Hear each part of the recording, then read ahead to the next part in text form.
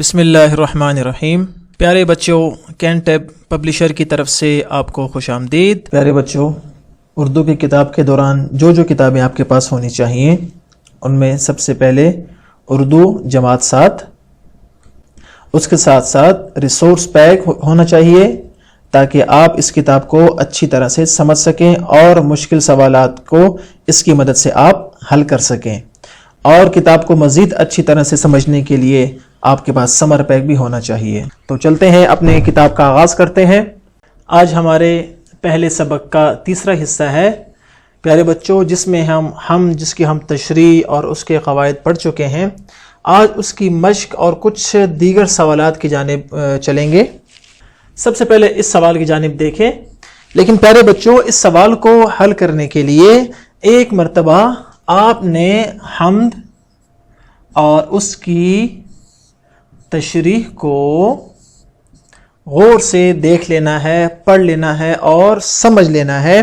اس کے بعد ہی آپ ان سوالات کے جواب لکھنے میں کامیاب ہو سکیں گے۔ مثلا پہلا سوال کیا ہے؟ اللہ کی شان ہے کہ وہ بندوں کی کرتا ہے۔ اب یہ آپ نے حمد کو پیش نظر رکھتے ہوئے درست جواب کا انتخاب کرنا ہے، ٹھیک ہے؟ ورنہ دیکھیں اللہ تعالیٰ تو عیب پوشی بھی کرتا ہے، خطا پوشی بھی، یہ سب ٹھیک ہے، لیکن حمد میں کیا لکھا ہوا ہے؟ حمد کو پیش نظر رکھتے ہوئے آپ نے ان سوالات کے جواب دینے ہیں۔ پہلے سوال کیا ہے؟ اللہ کی شان ہے کہ وہ بندوں کی کرتا ہے کیا؟ عیب پوشی، خطا پوشی، پردہ پوشی یا جرم پوشی؟ آپ نے حمد میں دیکھنا ہے کہ وہاں خاص کون سا لفظ لکھا ہے، اسی کو آپ نے ٹک کر دینا ہے ان چار میں سے، اور اس خانے کو آپ نے کالی یا نیلی روشنائی سے بھر دینا ہے۔ سوال نمبر 2 کی جانب چلتے ہیں۔ رحمان سے ہمیں اللہ تعالیٰ کی کس صفت کا پتہ چلتا ہے؟ رحم کرنے کی صفت کا، فیصلہ کرنے کی صفت، سلامتی بخشنے کی، یا مالک و مختار ہونے کی؟ جی تو بہت آسان ہے اور میں نے آپ کو بتایا بھی تھا۔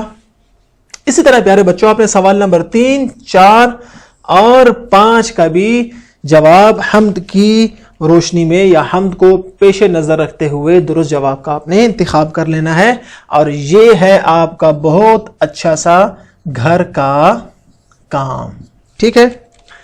اب دوسرا گھر کا کام جو کہ بہت آسان ہے اور آپ اس کو بہت آسانی سے کر سکتے ہیں، لیکن اس کو بھی آپ نے حمد پڑھے بغیر حل نہیں کرنا، اس لیے کہ یہ تمام سوالات 1 تا 5 وہ آپ کی حمد میں سے ہیں۔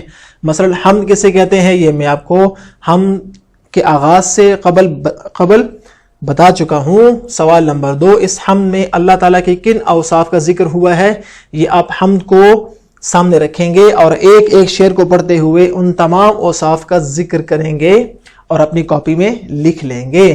اللہ تعالیٰ نے انسانوں کی ہدایت کے لیے کس کو بھیجا؟ یہ بھی اس شعر میں لکھا ہوا ہے۔ وہاں پر ایک لفظ لکھا ہوا تھا، وہ تھا محبوب، آپ کو یاد ہوگا، وہاں سے آپ نے اس کو پہچان لینا ہے۔ ہر ذرہ خاکی تیری قدرت کا ہے، شاہد سے کیا مراد ہے؟ یہاں میں نے ذرہ خاکی پر بھی اور شاہد کے بارے میں بھی آپ کو بتایا تھا، اور 5واں سوال بھی بچوں آپ نے اسی طرح حل کرنا ہے۔ اگلی چیز بہت انٹرسٹنگ اور بہت دلچسپ ہے، وہ کیا ہے؟ ٹیلی ویژن سے کوئی حمد سنیں۔ اگر ٹیلی ویژن نہیں ہے تو آپ یوٹیوب پہ، ریڈیو یا اپنے موبائل پہ کوئی حمد لگائیں اور اس کو سنیں، اور صرف سننا نہیں ہے بلکہ دی گئی جگہ پر تحریر بھی کرنا ہے۔ 2 کام ہو گئے، اور پھر آپ نے اس کو تحریر کرنے کے بعد شاعر کے مدعا، اس کے مقصد اور اس کے مرکزی خیال کو آپ نے لکھ لینا ہے۔ تو یہ بہت اچھی آپ کی ایکٹیویٹی ہے، سرگرمی ہے، اور اس کو آپ نے ضرور کرنا ہے۔ اس میں آپ کے سننے کی بھی، اس میں آپ کو لکھنے کی، اور آپ کو مرکزی خیال بیان کرنے کا طریقہ بھی آپ کو آ جائے گا۔ اگلے سبق میں پھر ملاقات ہوگی۔ اللہ حافظ۔